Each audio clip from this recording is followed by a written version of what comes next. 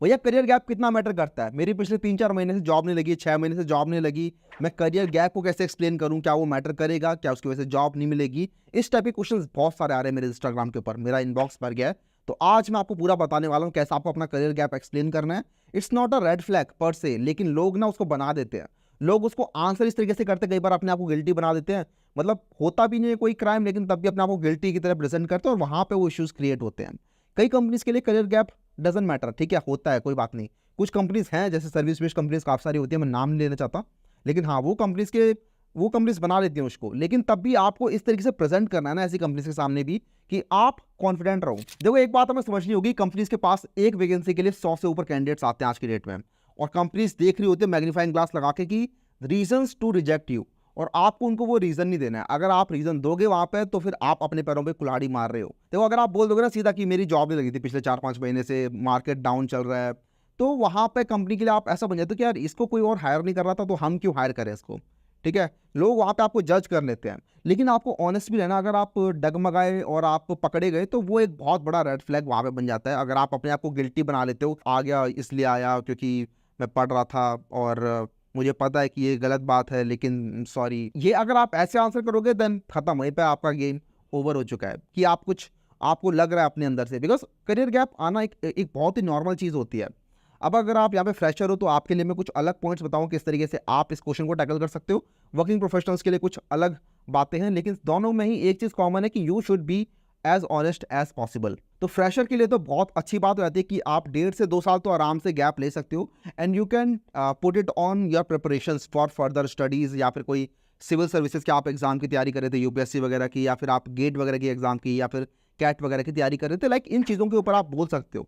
और आप जब बोल रहे हो ना इनके बारे में तो आपको पता भी रहना चाहिए कि हाँ आप क्या चीज़ बोल रहे हो। मतलब आप ऑनेस्ट रहने का ट्राई करना सबसे पहले तो, ठीक है, क्योंकि आपसे काउंटर क्वेश्चन आएंगे तो आपको प्रिपेयर्ड भी रहना है उस क्वेश्चन के लिए कि कैसे आपको आंसर करना है। और दूसरी चीज़, जब आप आंसर कर रहे हो ना इस क्वेश्चन का, you have to be clear and concise, cut.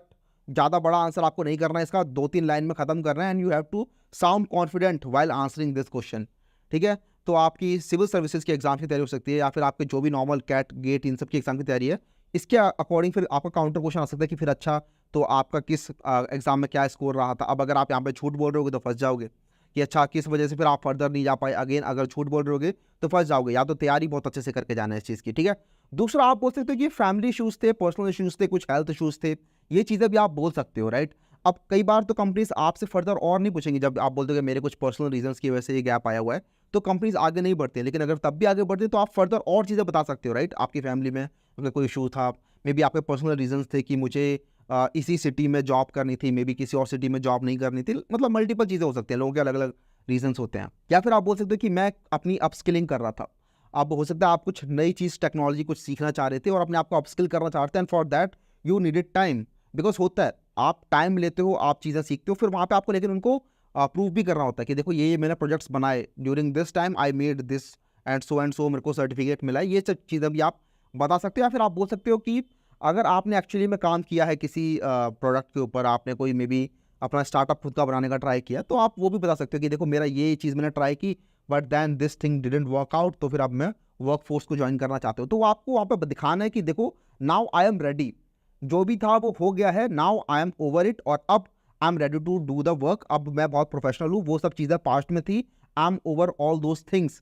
आप अगर कम भी बोलते हो ना, लेस इज मोर बहुत इंपॉर्टेंट होता है, लेस इज मोर रखो, आप कॉन्फिडेंट रहो और आप अगले क्वेश्चन पे मूव करवाने के बारे में उनको सोचो। आप अगर एक ही क्वेश्चन पे फिक्सेट करोगे, सोचोगे उसके बारे में, आप अगर अपने आप को गिल्टी फील करा दोगे उसके सामने, तो वो आपको फिर उसी लेंस से देखना स्टार्ट कर देगा, right. You have to move past this question. बात करें अगर वर्किंग प्रोफेशनल्स की, तो आप भी बहुत अच्छे से अपने करियर गैप्स को एक्सप्लेन कर सकते हो।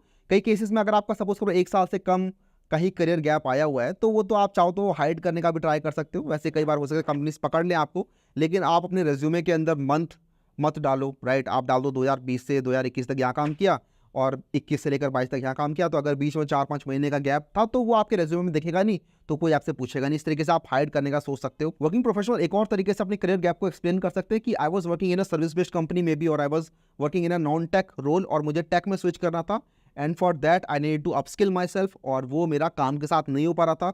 तो I took a course, maybe I took a certification, वो आप उनको सर्टिफिकेशन शो कर सकते हो, ठीक है। और आप दिखा सकते हो कि देखो मेरी अब ये स्किल डेवलप हो गई है, and now I am ready to join the workforce. और इसी वजह से मैंने यहाँ पे करियर गैप लिया था। अगर आपको डेटा स्ट्रक्चर एल्गोरिथम यहाँ पर सीखने हैं तो you can check out coding shuttle. वहाँ पे आप DSA का प्रोग्राम आपको पूरा का पूरा मिल रहा है 5 महीने का, and you get certificate for that as well, जहाँ पे आपकी DSA की स्किल को ऊपर तक लेके जा रहे होंगे, बेसिक से लेकर एडवांस तक।